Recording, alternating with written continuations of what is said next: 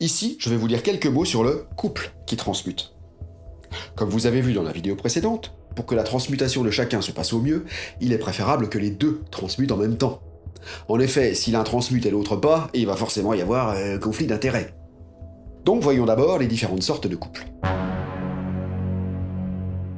Si madame n'est pas, ou plus, portée sur la chose, et que monsieur si, eh bien on va dire que c'est la situation pour une transmutation idéale.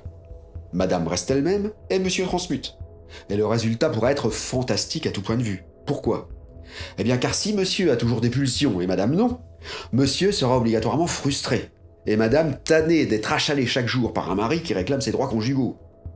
Ça pourra donc se terminer par un divorce, ou bien sans aller jusque-là un adultère, car monsieur, fatigué d'une épouse qui ne veut plus être honorée, ira papillonner. Et ces extrémités arriveront plus ou moins tôt ou plus ou moins tard, en fonction de l'intensité de l'amour qui les lie. Plus l'amour sera intense, plus le passage à l'acte se fera attendre, logique. Je parlais il y a une seconde de résultats fantastiques, car si monsieur décide de transmuter, il va forcément récolter tous les bénéfices incroyables de cette pratique, dont je parle dans cette vidéo, et sa vie s'en trouvera inéluctablement améliorée. Il sera un autre homme, et son magnétisme affectera positivement madame, donc les rapports au sein du couple et de la famille. Madame sera heureuse de retrouver un mari attentionné et dynamique qui lui fout la paix une fois couché. Dans le cas où le couple est très épanoui au lit, là ce sera un petit peu plus difficile car il n'y a que monsieur qui pourra vraiment tirer bénéfice de la transmutation. Madame, elle, d'un point de vue anatomique, n'aura pas autant de bénéfices car la femme ne perd ni ne gagne d'énergie en faisant l'amour. Donc pour elle, ça ne changera pas grand-chose, si ce n'est simplement moins ou carrément plus de contact physique. Donc comme tout, ça se négocie et ça se planifie. Peut-être que madame sera heureuse de participer à la transmutation de monsieur par amour, si celui-ci a envie d'essayer, ou bien si elle pense qu'un regain d'énergie lui fera du bien pour améliorer son professionnel ou autre. Cela dit, la chasteté sera toujours largement plus aisée pour une femme que pour un homme. Hein. C'est une question de chakra, comme vous l'avez vu dans la vidéo numéro 5 de cette présente liste de lecture. Donc messieurs, négociez, et voyez. Cela dit, n'ayez crainte, la transmutation au sein du couple interdit certaines pratiques, soit, mais n'est pas non plus une quarantaine. On en parlera un petit peu plus loin. Alors là, on se trouve en plein dans l'idéal de la transmutation, à condition évidemment que les deux partenaires transmutent en même temps. Car sinon, comme dans l'exemple précédent avec le couple hétéro, ici l'adultère ou la séparation interviendra 10 fois plus vite. Vous connaissez maintenant l'intensité et les causes de la puissante libido masculine, donc si l'un transmute et l'autre non, ça tiendra 3 jours. Donc là, il suffit de planifier ensemble, de respecter les règles et tout se passera parfaitement bien. Ce sera même l'idéal, car si l'un a du mal à démarrer la transmutation ou à des moments de flottement, l'autre sera à même de le comprendre, de comprendre ce qu'il ressent, et pourra l'aider. Et inversement, étant donné que les deux sont constitués et émus, pareillement. Alors là, le problème ne se pose pas, car la femme n'a pas vraiment besoin de transmuter. Elle ne perd rien en faisant l'amour et ne gagne que la satisfaction de le faire. Donc ici, rien de spécial à dire à ce sujet. En fait, comme dans toutes mes autres vidéos, je ne parle que des choses que j'ai non seulement apprises, mais aussi expérimentées pendant suffisamment longtemps pour pouvoir en parler en connaissance de cause.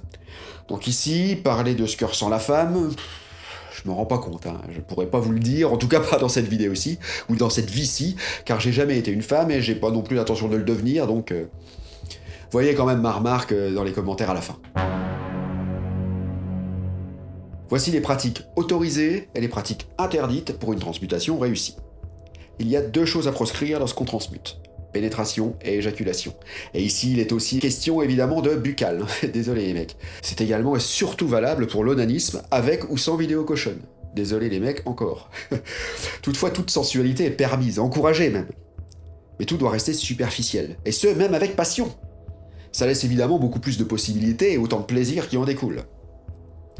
D'ailleurs, une des choses les plus importantes pour l'être humain sont les caresses.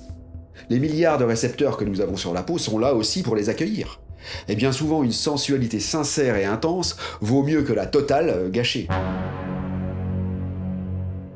Les caresses sont ce qui font pousser les enfants aussi.